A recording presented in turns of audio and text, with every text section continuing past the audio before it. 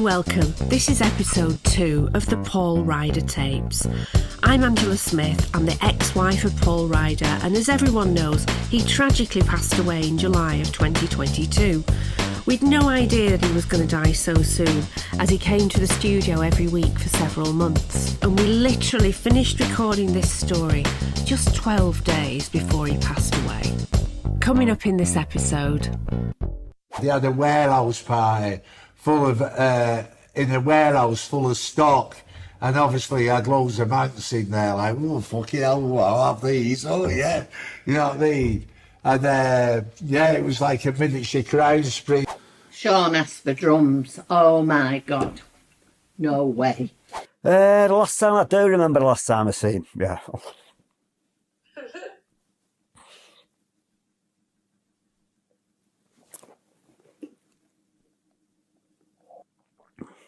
Yeah, I remember the last time I saw it. You're setting me off. It helps because I don't like the person he became. Right. I don't like who he is. Do you hope that one day you'll reconcile and be friends again? Yeah, I'm sure it'll happen one day. Yeah. Yeah. How do you think he would feel if he got a call one day saying that you were dead? So what was your vision for yourself when you were still at school? Like most people from where we come from, like towns probably 3 or 4 miles from each other. Yeah. Most of the people I was at the school with aspired to staying where they were, getting married, having kids, and getting a regular job. And yeah. Where did you see your future at that point? Did you think you'd end up living where you were born, or moving away, or what was? I nearly got sucked into that mentality. I got a proper job at the post office when I was 16, and a girlfriend, and we got engaged at 19. You know, and that was the plan. You get your job, you get your girlfriend, you get engaged, get married, get a house, have a family. And then I realised that I didn't want to do that. I still wanted to be on top of the pops.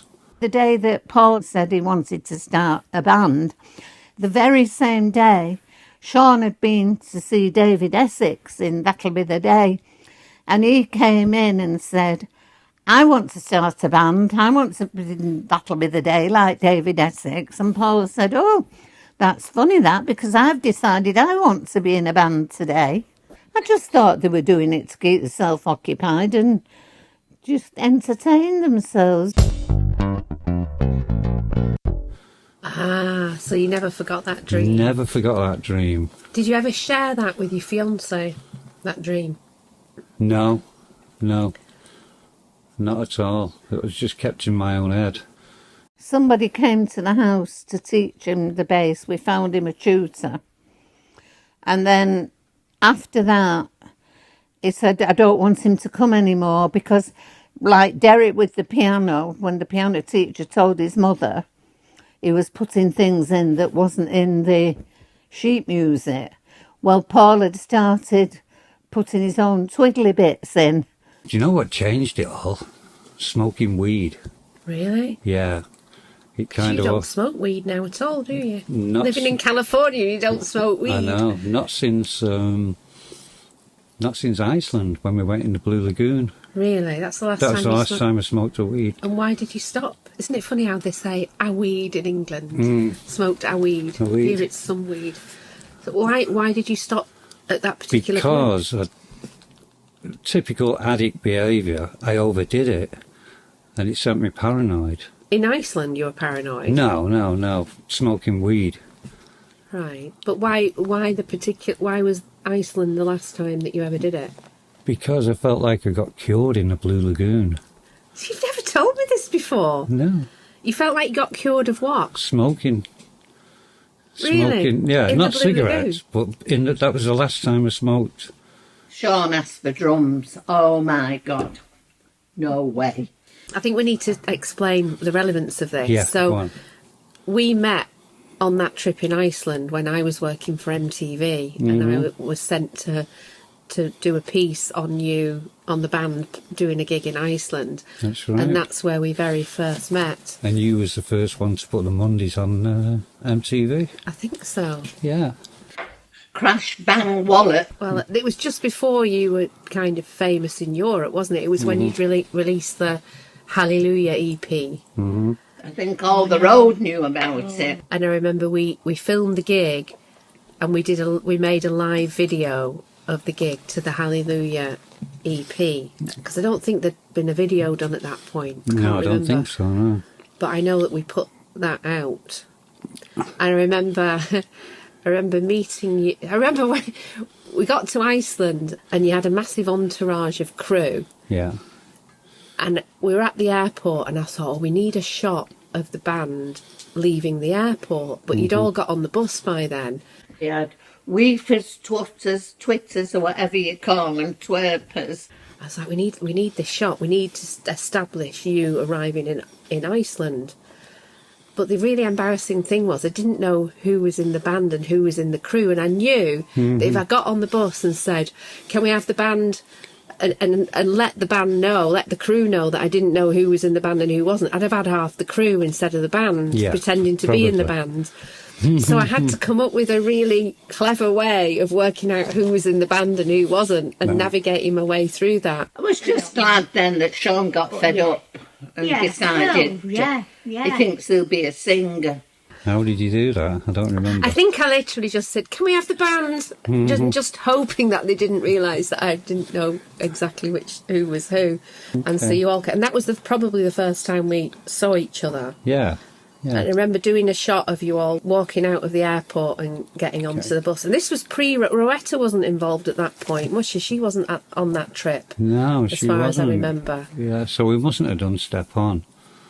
No, it was before Step On. This was Hallelujah. Right. It was before Pills and Thrills. Oh, right, yeah, she definitely wasn't with us then.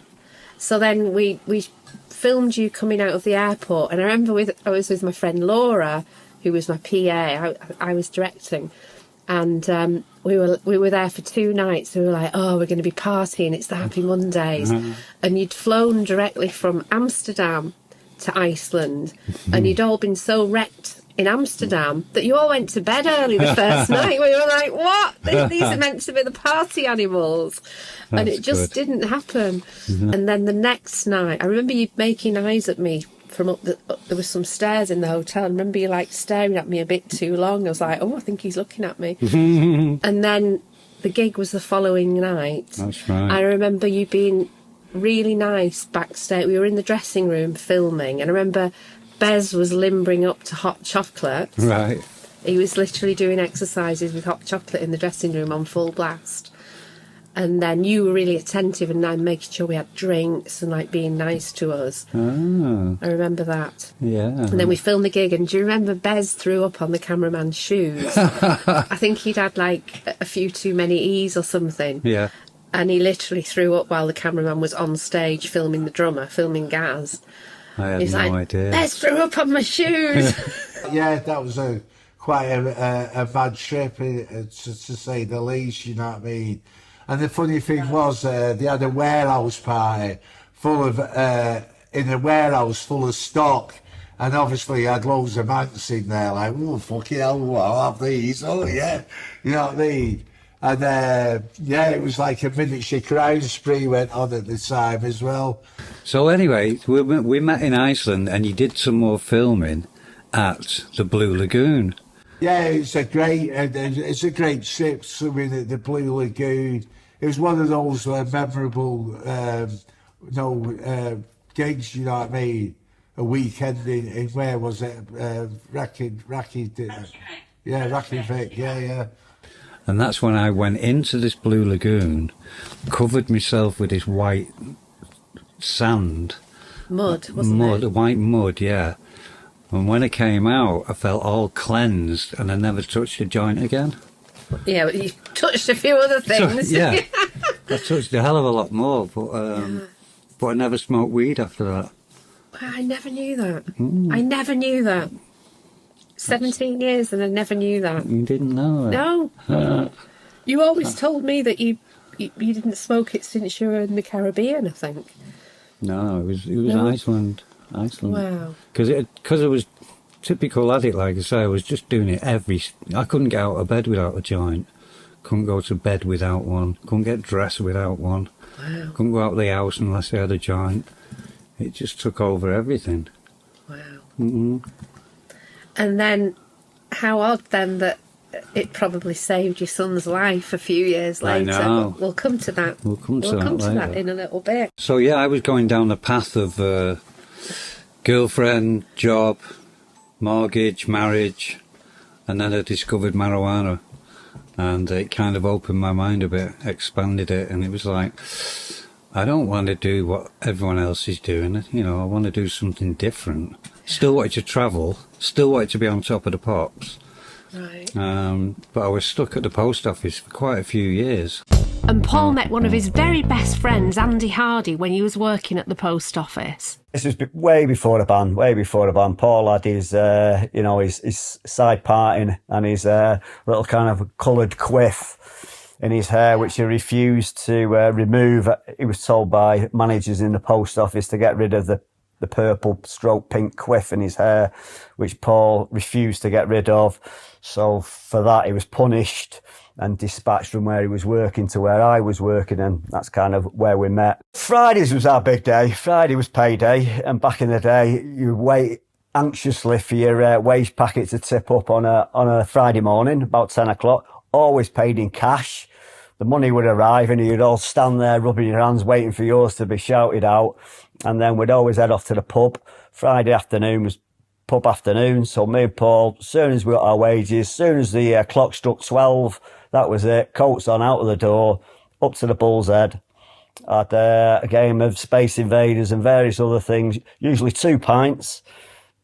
2 pints in those days when you first started drinking was a lot of alcohol, and we'd head back to the post office, always late on a Friday, and then go and hide somewhere. I love that job though.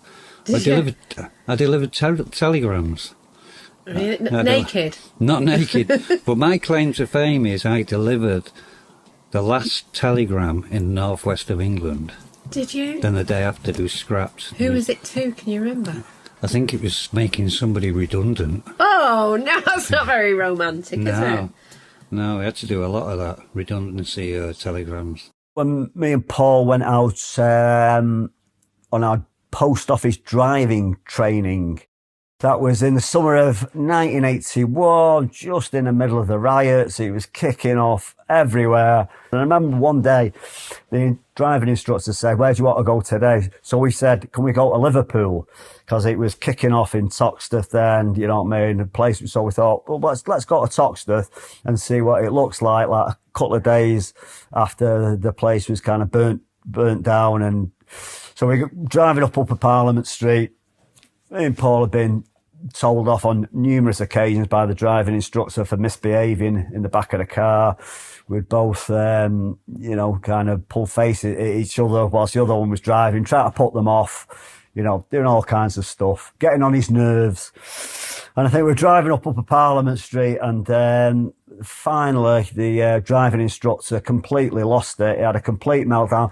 Police vans everywhere, fire engines, ambulances everywhere. There was smoke everywhere.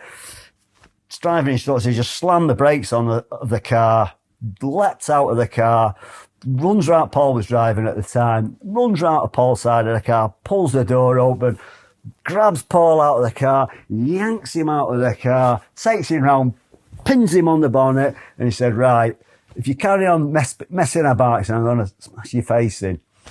With that, chucks Paul on the floor, runs round to the other side, opens my door, drags me out, pulls me to the back of the car, pins me onto the boot of the car, and said, "Same goes for you." That sheepishly, we got back in the car. Not a word was spoken. Me and Paul, lips trembling like that, all the way back to Manchester. Oh, it was hilarious. Hilarious. Yeah, we behaved after that. What kind of television shows were you watching at this, other than Top of the Pops? The Old Grey Whistle Test. Oh, yeah, that was a good one. Sunday night. Yeah. My dad would go off. Bob.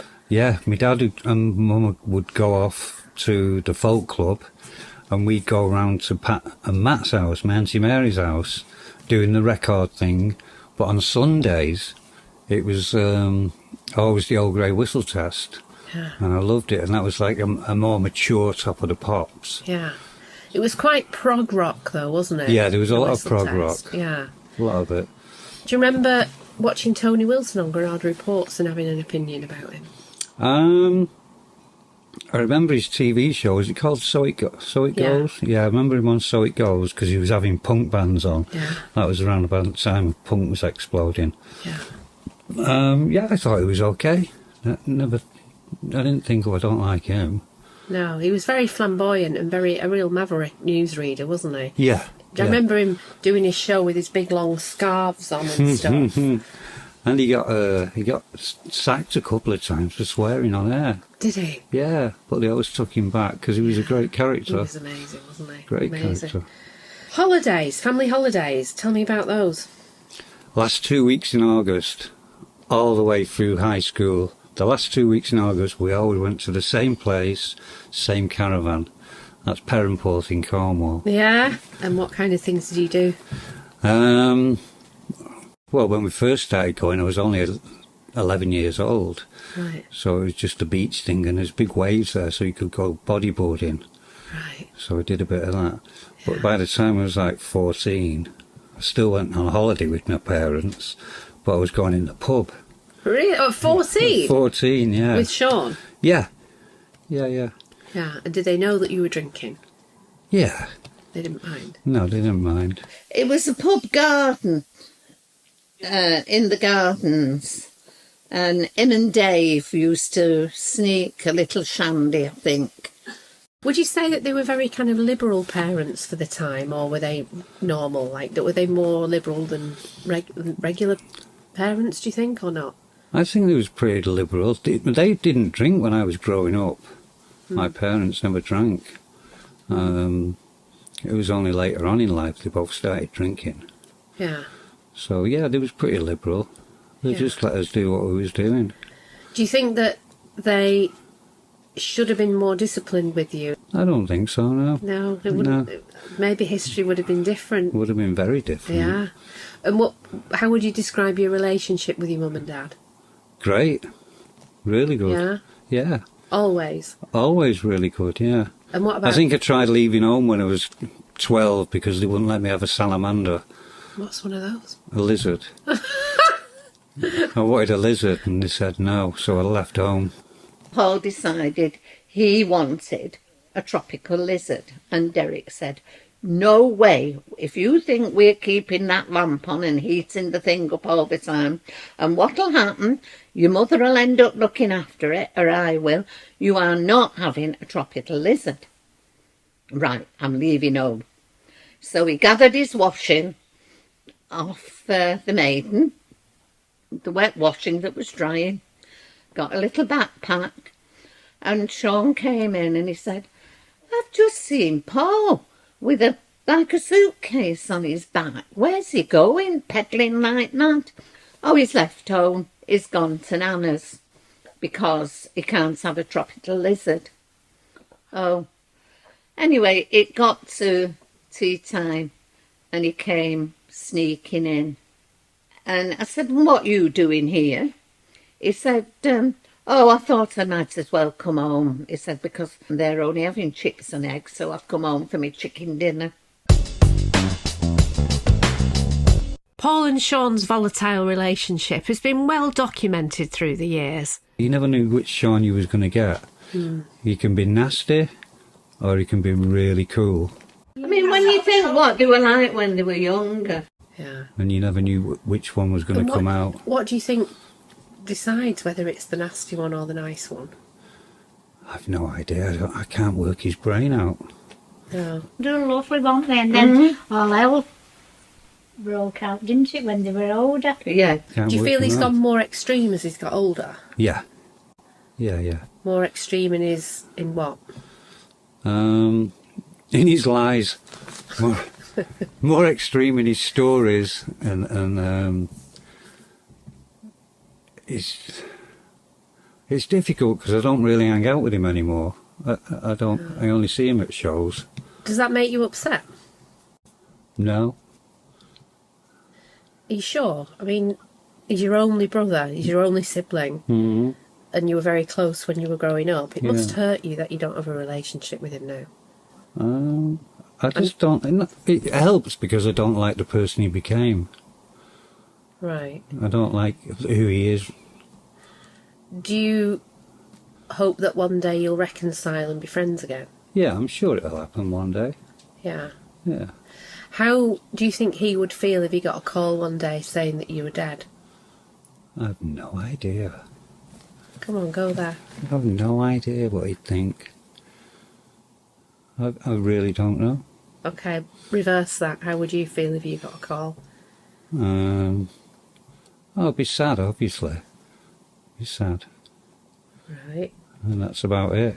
For what, though? What would you be sad for? That my brother was dead. Right, because what would that mean? There wouldn't be a chance to make up. Right. There we go. So you do want to make up with him then?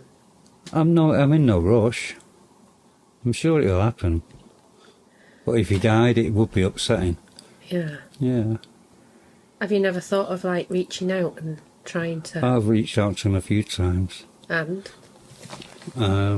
His answer was, I don't want to know. What did you say? I can't remember. Come on, what did you say? I can't yeah, remember. you can. I can't. It's happened like 3 times and I'll never do it again. I mean, you better kind of fill people in because people see you playing on the stage with him, and I'm sure they would assume that you and the rest of the band have some kind of relationship with him. Explain how that works. Well, he doesn't travel with the band. He travels separate, which is great. It works out fine for all of us. He travels separate. Me, Gaz, Mark Day, Dan on keyboards and Ryders, we all travel together. And we just see Shaun 5 minutes before we go on stage. And what about sound checks? He's not done sound checks for 20 years. Really? Mm-hmm. And what about after the shows? What happens then? Well, usually we end the set with Rope for Luck, which kind of turns into a jam for 5 minutes. And he's off stage and out the door and in his car and gone while we're still playing. Every single show? Yeah. Yeah. Do you say... He thinks he's James Brown. Do you say hello to him if you pass him, like, before the show? Like, Sometimes I'll nod. Sometimes he'll nod. We don't really do eye contact. Wow. But once we're on stage, all that's forgotten. And the most important thing is doing the show. What's your dynamic like on the stage? It's okay. Yeah. Didn't he used to hurl abuse at you? Yeah, he doesn't do it anymore. Oh, he used to snide comments all the time. Like what? Well, the last one he did, he was calling me miserable and I never smiled. Right. So I took the microphone off him and I said, "You're just a cock." Yeah. And 20,000 people cheered. I remember once he pulled a fake gun on you in a show that I was at. Remember he pretended he wanted me to pretend to be shot and fall on the floor. Yeah. Like, I don't do that. No. No. It's like... But yeah, there was tension for years on stage. For years and years and years. In the early days there was tension. But I think that tension gave us an edge. I was just going to say the same thing. I think without that tension, maybe you would be losing something. So maybe that tension is part of what makes the Mondays magic. Yeah. I mean, the tension's not there anymore, but we're doing better shows. Right. The tension is still there, though, because you're still not speaking. That's true. And what about his relationship with the other members of the band? He gets on okay with everyone. Does he speak to them, though? I know he's friendly with bears, but... Friendly with bears, but he's friendly with everyone. We've all had our turn. Yeah. Ryders have been slagged off. Yeah. Gaz has. Mark Day. He's slagged us all off. Yeah. For many years, still doing it. Yeah. Why won't he write an album with you? Oh, will he write an album with you? Maybe that'll happen one day. But why do you think it's not? I mean, you're Because- constantly asked to do a new album. What? Yeah, we're not even on the same book, never mind the same page. No. Maybe if we do a bit of healing between our relationship, then maybe an album might come out of it. Right. But up until then, Yeah. it's just impossible to work with him. Why is that? Because he actually doesn't want me and Gaz involved in the music. He wants to do it all himself. But he doesn't play any instruments. I know. That's Shaun for you. Right. That's his latest. Really. Yeah. Okay, Let's break, move on. Break on that one. I'm getting too hot again. All right. Have we done enough? No, not quite. Okay. Do a bit more. Let me have a cig and Yeah. piss. That got heavy. You got stuff out of it that no one got out of it. I asked Andy Hardy, Paul's friend from the post office days, if he remembered the last time he'd seen him. The last time, I do remember the last time I seen him, yeah.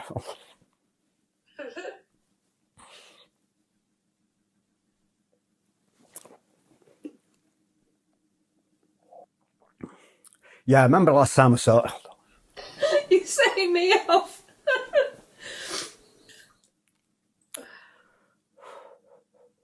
The last time I saw him was September. God, when was that? So was it September 21? I think it was. Right. And he came over to do a Strawberry Studios thing at in Stockport. And when he came over, he said, "Oh, do you want to come to this thing with me that I'm doing?" It's a kind of, I think it's, I don't know, 25 years of Strawberry Studios, and he had to kind of give a speech. And they had bands on, people who worked in Strawberry Studios went there and said a few words on stage, and Paul being one of them. So I think he sent me a text message saying, "I'm doing this thing on a Tuesday night, do you want to come with me?" I said, "Yeah, I'll come with me." And then he turns around and says, "Oh, bring one of our other mates, Dave, with us." So me, Paul and Dave, Paul picked us up in the car, and then we went down to Strawberry Studios, had a few pints. Paul kind of got ushered off and had to kind of go down there on stage and everything and give his speech.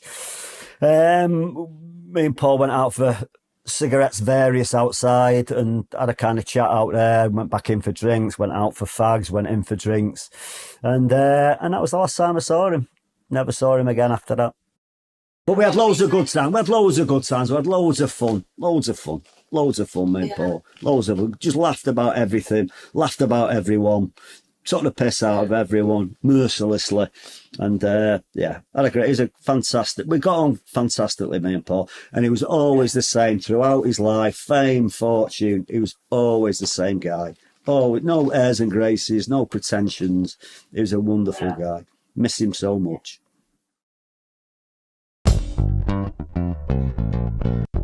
Please join us again next week for some really special guests. We're going to be talking to Mark, Gaz and PD, the very original Mondays keyboard player, who is just brilliant. And of course, Linda and Sandra are going to be back. Here's a sneak preview. But is it difficult for you to talk about all of this? Yeah, really difficult. Why? Because I'm more of a private person, and I don't like people knowing what I'm thinking. And Right. I'm giving away a lot of stuff, so it's it makes me nervous. He wants to look at crotchets and quavers on the stave. Sat there like Mozart, you know what I mean? Sat that.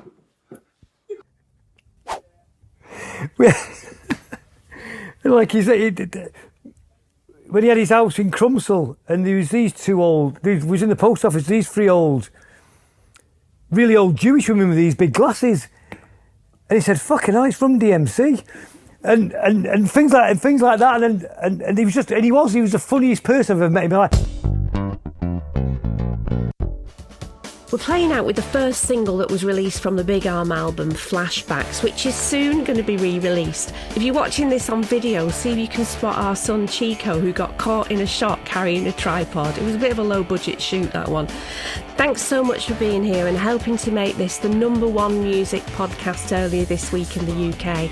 After our first recording session, Paul turned to me and asked if I thought anyone would be interested in what he had to say. So I just really wish he'd lived long enough to know that, yeah, they are. If you've not already done so, please give us a nice review and subscribe to our Glistening Stories YouTube channel. Go to the website at paulryder.tv for links to all the socials and to leave a voice note if you'd like to share a memory of Paul. Thank you so much for listening. See you next week. Bye. This project was brought to you by Glistening Productions. Cameras were by Richard Venti and Phil Smethers. Offline editing was Phil Smethers, Richard Hayward, Terence Holloway and Richard Venti. And online editing, also Richard Hayward. Titles were by Matt Carroll from Central Station. And the music, of course, is Paul Ryder and Big Arm. The associate producer is the lovely Sarah Walters, and it was produced and directed by Angela Smith. The executive producers are Angela Smith and M. Jacobi. Special thanks, of course, must go to Linda Ryder, Sandra Whelan, Andy Hardy, and of course, Bez. But of course, more than anything, big thanks to the absolute star of the show, the late, great Paul Ryder.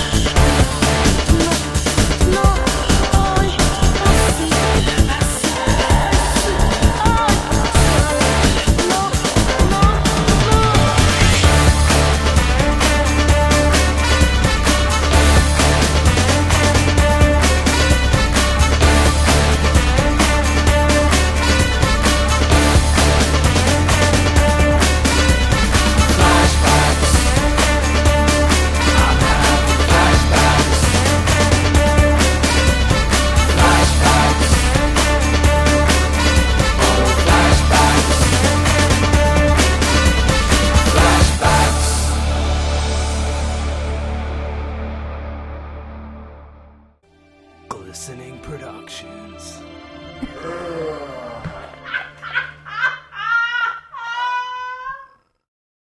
Oh, we stuffed them with carpets. That's right. No, it was egg things. Egg cases. You know what you have your eggs in? All round everywhere. What the bloody hell have you done?